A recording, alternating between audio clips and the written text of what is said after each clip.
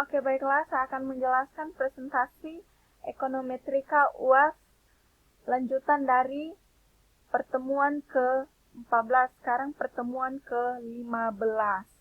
Saya Sefli dari Prodi Statistika Bisnis 2018. Nah, di sini itu kita memakai 5 topik, ada perpustakaan library, ada Art Device Order Autoregressive Model, ada 2 spurious regression, ada unit row test for stationarity, ada kointegrasi, ada model korelasi kesalahan. Nah, perpustakaan yang kita gunakan itu, library-nya itu bisa kita jalankan di R seperti Poedata, Broom, Car, Knife, DLM. Rangkaian waktu bersifat non-stasioner. Jika didistribusikan, khususnya rata, ragamnya atau perubahan koefisiennya seiring waktu. Rangkaian waktu non-stasioner tidak dapat digunakan dalam model regresi, karena mereka dapat membuat regresi palsu, hubungan yang salah karena misalnya tren umum dalam variabel yang tidak terkait. Nah, kita memperhatikan dengan pengujian deret waktu non-stasionaritas dan mencari tahu bagaimana kami mengubah deret waktu non-stasioner sehingga kami masih bisa menggunakan dalam analisis regresi. Ini dalam bentuk pekerjaan di R. Kita masukkan datanya, terus kita install kalau belum ada package Poedatanya, terus kita masukkan datanya USA, TS, sampai seterusnya. Nah, kita plot tuh, terus kita run, kita dapatkan grafik-grafik berikut yang muncul seperti grafik di bawah ini. Nah, dari variance time seriesnya itu, di sini ada note-nya, semua grafik di atas ke dalam satu visualisasi grafik dengan menggunakan plotly-nya. Hubungan kebaruan dalam urutan kode di dalam adalah penggunaan fungsi yang mengikut bersama beberapa seri waktu dengan kemungkinan membangun kerangka data tabel 1 yang menyajikan kepada merangka data ini. Terus kita run lagi tuh di R, kita masukkan datanya seperti ini. Terus pas kita run, datanya muncul seperti ini. Seperti ada beberapa tabel berikut. Nah, kita masuk tuh di topik yang pertama. Proses stokastik R1 definisikan oleh persamaan, di mana istilah kesalahan kadang-kadang disebut inovasi atau kejutan. Nah, rumusnya itu YT sama dengan PYT minus 1 ditambah FT P lebih besar dari 1. Nah, di situ proses stasionernya itu dolarnya sebenarnya ini berdekatan ya. Kalau di spasi proses ini disebutkan random walk. Potongan kode berikut memplot berbagai dolar R1 dolar proses dengan atau tanpa konstanta. Nah, kita masukin lagi tuh di R pakai rumus atau data tersebut. Ini kita udah masukin datanya. Kalau di R ini sudah saya jadikan HTML ya. Terus kita dapat lagi tuh grafiknya. Nah, dari grafiknya ini kita bisa memvisualisasi grafik dengan menggunakan plotly. Yang kedua, non-stasionaritas dapat menyebabkan regresi palsu, hubungan yang jelas antara variabel yang pada kenyataannya tidak terkait. Urutan kode berikut menghasilkan dua proses berjalan acak independen dolar Y dolar dan dolar X dolar dan mundur dolar Y dolar pada dolar X dolar. Kita masukkan lagi datanya di R seperti T1000 terus set titik SEED sama nilai 10357 sampai seterusnya. Terus kita run, kita dapatkan grafik Y dan X-nya ini seperti ini dari memvisualisasikan data atau grafik. Nah, kita masukkan lagi tuh di R. Nah, kita dapat tuh jawabannya seperti ini.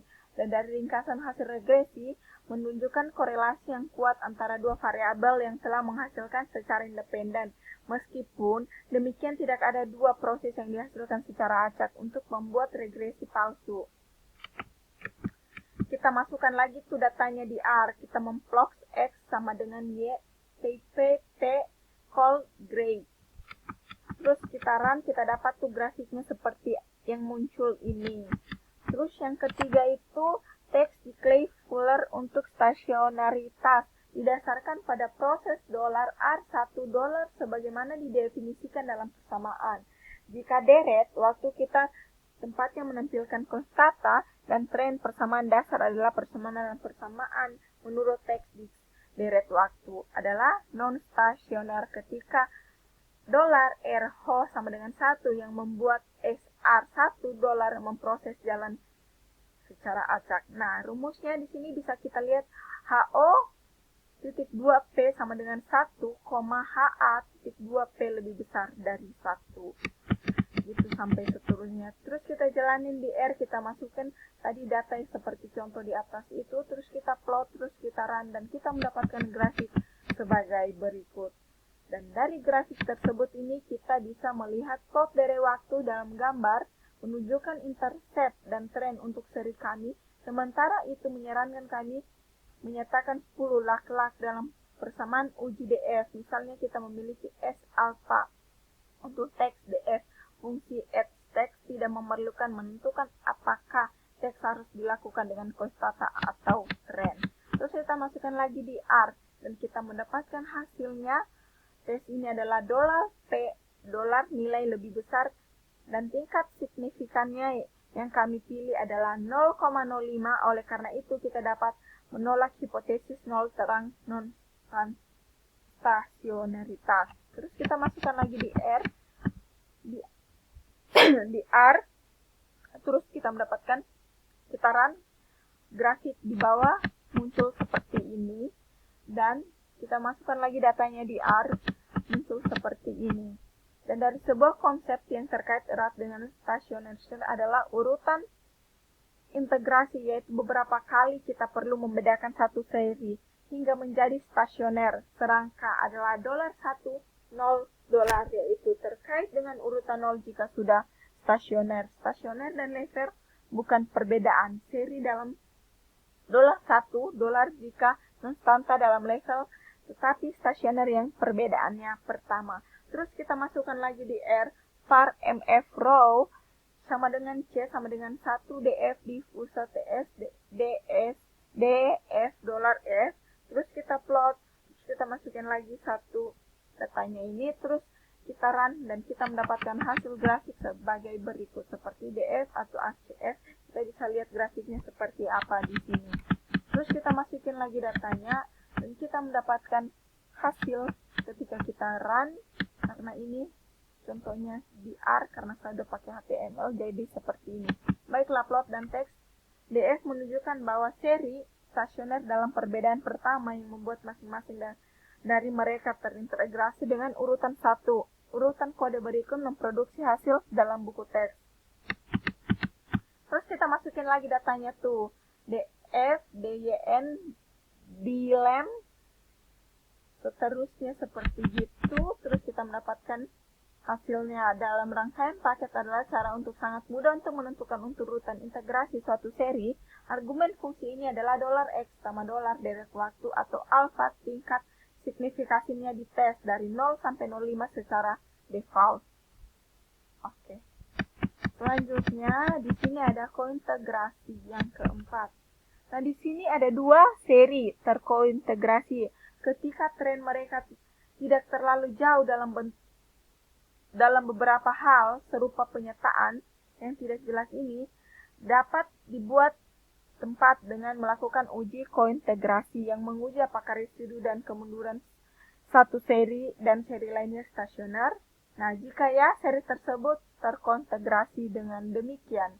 Uji kointegrasi sebenarnya adalah tes stasioner decay fully pada residu dan hipotesis nolnya dalam non-kointegrasi. Dengan kata lain, kami ingin menolak hipotesis nol dalam uji kointegrasi seperti yang kami inginkan dalam uji stasioner. Nah, dan dari situ kita masukin datanya di R memakai fd.dyn, terus kita memakai tadi data perpustakaan library-nya di LAM, terus kita mendapatkan hasil. Dan dari statistika dari relawan adalah dolar tahu bahwa tanda tanya 4196133 dolar yang kurang dari dolar. Terus kita masuk dalam yang keempat itu TSPO-nya secara marginal itu menolak 0 dan tidak ada kontegrasi pada level 5%.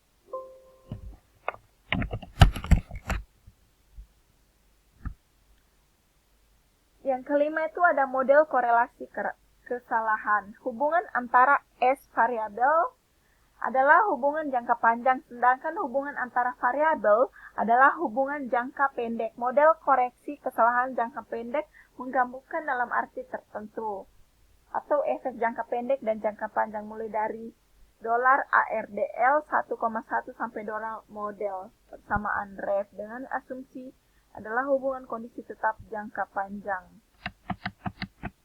Nah, kita memasukkan data urutan kode berikut. Nilai-nilai awal parameter telah ditentukan dengan perkiraan persamaan.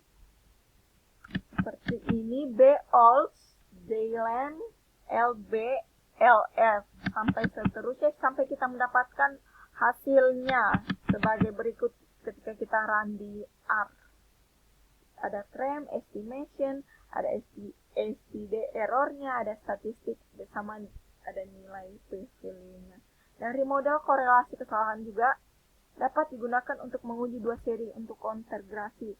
Yang perlu kita lakukan hanya memuji kesalahan bagai korelasi yang terdapat dalam persamaan. Untuk stasioner, taksiran diberikan oleh persamaan. Nah, di sini kita ada rumusnya, ET sama dengan 1, BT sama dengan 1, minus beta 1, minus beta 2, FT minus 1. Nah, kita masukkan lagi di R-nya, seperti ini. Terus kita run, kita mendapatkan lagi nilai seperti 0,0550129 nilai p-value-nya. Dan untuk mengunjungi kontegrasi, seorang harus membandingkan dolar T sama dolar rasio dan istilah yang tertinggal dalam ditampilkan sebagai statistik. Dalam persamaan dengan nilai kritis seperti S tanda tanya 33,37 dolar, hasilnya adalah menolak 0 dan tidak ada kontegrasi yang berarti seri pekrojasi. Ya. Baiklah, terima kasih. Sekian presentasi ekonometrika lanjutan pertemuan ke-14, ini pertemuan ke-15 berupa HTML. Apabila ada kata yang salah mohon dimaafkan. Terima kasih. Pak Bakti Siregar.